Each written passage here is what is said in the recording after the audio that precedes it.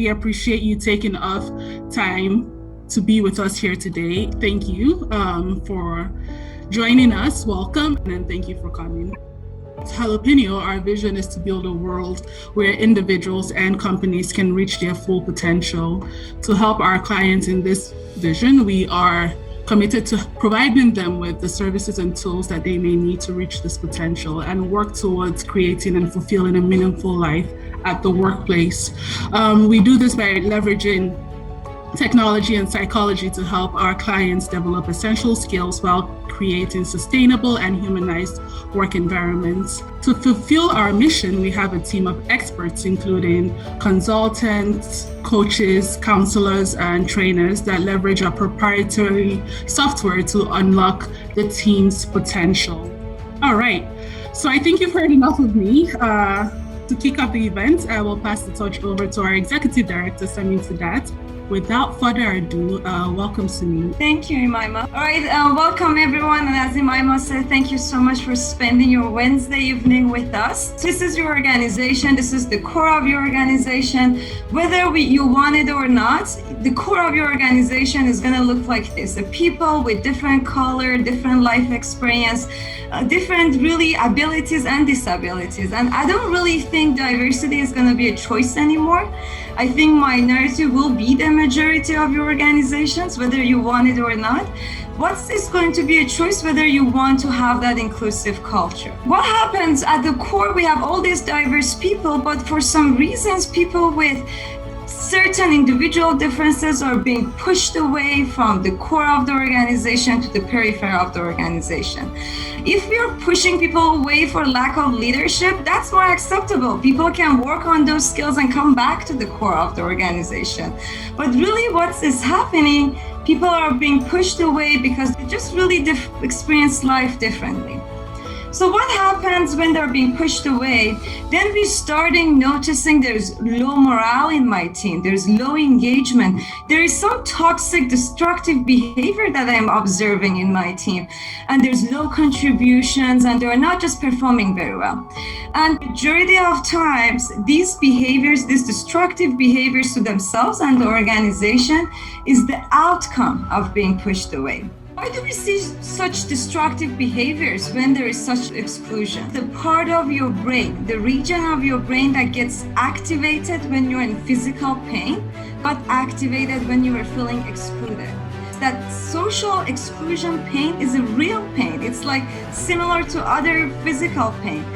We trust the people that they're more similar to us. I know this is a natural human tendency. It was serving its purpose when we were at Homo sapien time, but right now it can have some detrimental impact for ourselves and our company. Because what it does, it creates this bubble, this echo chamber around yourself that constantly confirming and enhancing your false assumptions, is not showing your blind spot, and there's nothing there to challenge you to really see what you cannot see. And just that can be very damaging in terms of financial costs and emotional costs for yourself, for your business, and your people. And now I'm gonna pass it to Imaima to move on to the next section. Thank you so much for listening to me. Thank you, Samin, for the warm-up. I hope we are ready to listen to our expert, Jim Broso. So please join me in welcoming Jim Broso. All right. Thanks so much for that. Today I want to talk today about what being inclusive really means in an organization. And so we're feeling the tremors right now of this whole inclusion issue that we have not yet addressed, but nobody's really taking concrete action. And I think that concrete action has to take place in several different forms.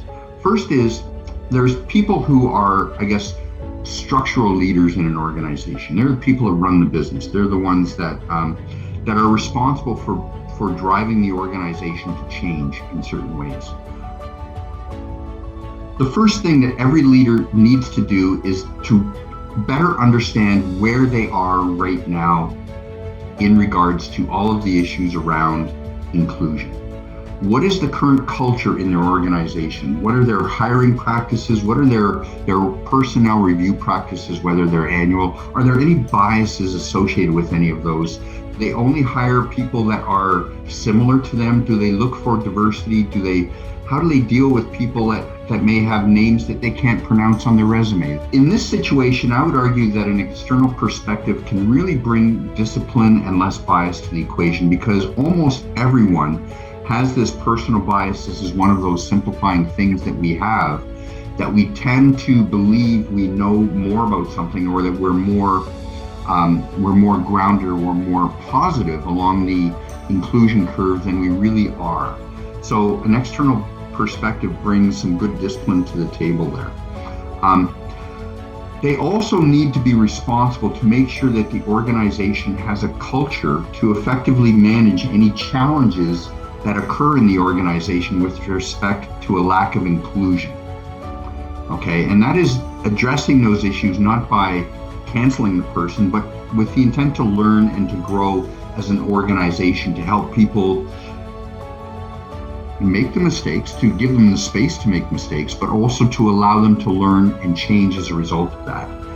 And also there needs to be some information that needs to go across the entire organization. And we can look at that in two different ways. There's already a number of organizations that I've seen that are going to just take stock training, dogmatic training, and say, this is what inclusion is all about in your organization. I think it's better to provide opportunities for people to discuss these issues with one another, to learn from each other's perspective, to be able to grow more organically. I think there's a lot of value in that. The other side of the coin, why the heck would leaders want to do this?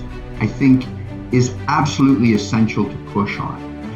It is no longer simply a social requirement to say that we have to focus on inclusion. I think it's important to recognize that there's an order to our work. I think there's danger, if you will, in just hiring more diverse people before we do anything about checking out whether we're inclusive or not. And organizations will do that. Oh my God, we got to be more inclusive. So they will hire as much diversity as possible without really thinking about how is that going to land for the new employees? What are they coming into? What are we bringing them into in this organization? We get into situations where you get isolation, you get tokenism in these organizations. Welcome to our hostile environment is the way to go. No, we need to think about inclusion and make sure that we are prepared, that we're all leaders. Whenever we engage with others, we are working to influence them in some way. All of our behaviors have an impact on everybody around us.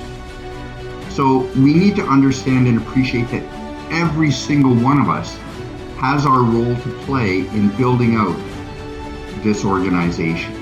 In an organizational environment, we all need to learn to be allies. We need to provide space in our organizations to stumble, because we are all learning in this, and a big part of learning is making mistakes. We need to stumble and learn. We need to grow. And we need to be able to speak up. Every one of us needs to have the confidence, the comfort to have a voice in our organization. People need to have that psychological safety to speak up without any fear of being repressed, of being shot down, or being ignored in the organization. Empathy is an absolutely essential attitude that we all have to bring to the table. Daniel Dennett is a philosopher, and he said, you can only know that you truly empathize with somebody when the other person says, thanks. I wish I could have described my situation as eloquently as you just did. Which is to say, to empathize, you have to learn, you have to listen, you have to engage with the other party. You can't dismissively say, oh, I understand where they're coming from. That is not empathy. Thank you so much for enduring me for the last few minutes, and back over to you. Thank you very much for your insightful presentation, Jim, and thank you for coming.